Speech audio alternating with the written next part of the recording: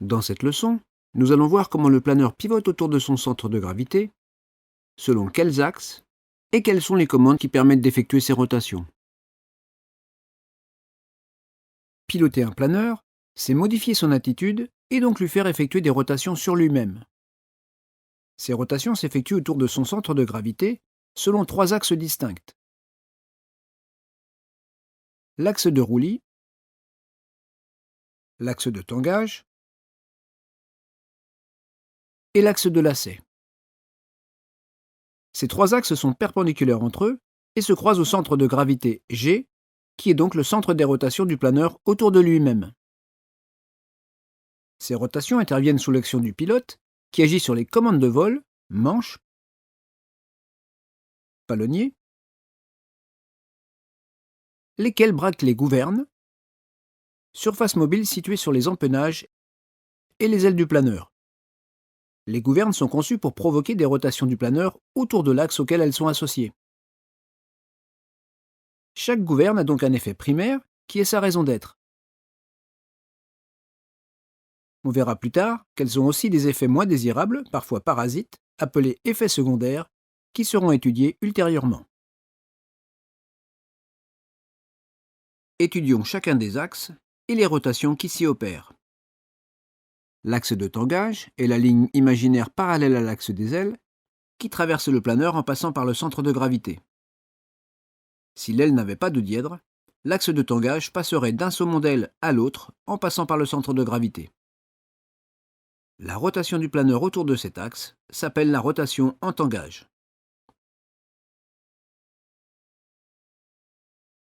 Pour obtenir une rotation du planeur autour de l'axe de tangage, il faut manœuvrer le manche vers l'avant ou vers l'arrière.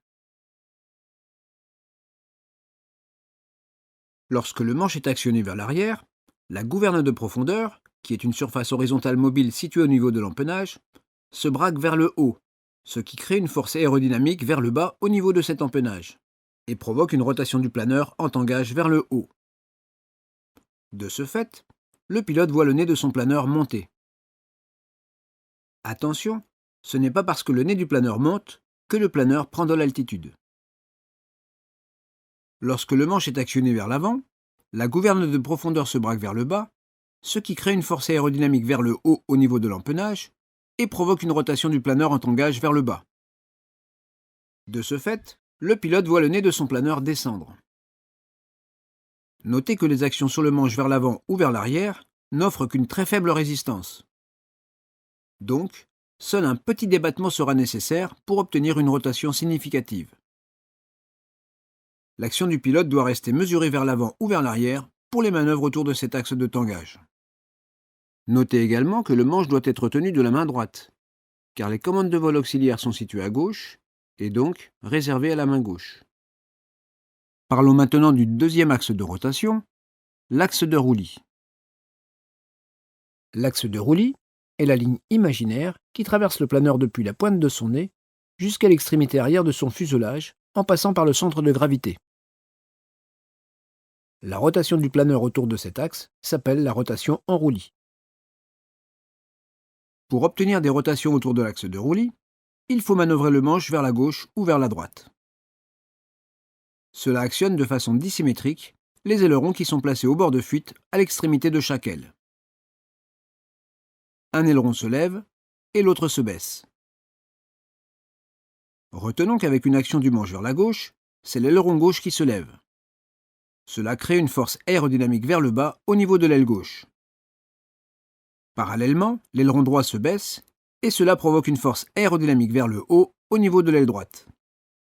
Ce couple de forces aérodynamiques provoque une rotation du planeur en roulis vers la gauche. De ce fait, le pilote voit son planeur pivoter autour de l'axe de roulis vers la gauche.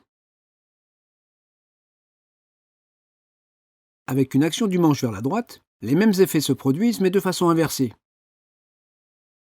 Et le pilote voit son planeur pivoter autour de l'axe de roulis vers la droite. L'effort requis sur le manche latéralement dépend du type de planeur utilisé. Sur la plupart des planeurs modernes, l'effort nécessaire est faible.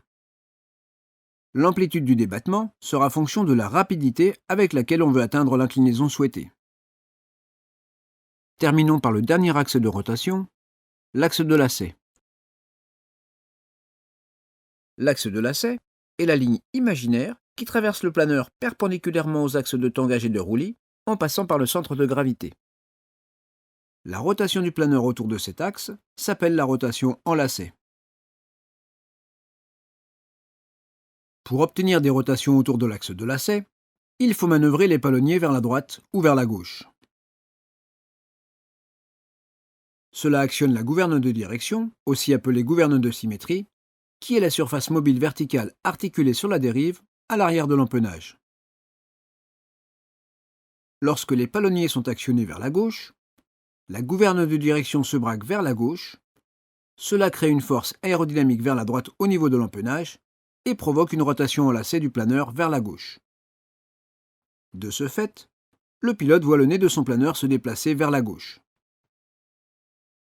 Inversement, lorsque les palonniers sont actionnés vers la droite, cela crée une force aérodynamique vers la gauche au niveau de l'empennage et provoque une rotation en lacet du planeur vers la droite. De ce fait, le pilote voit le nez de son planeur se déplacer vers la droite.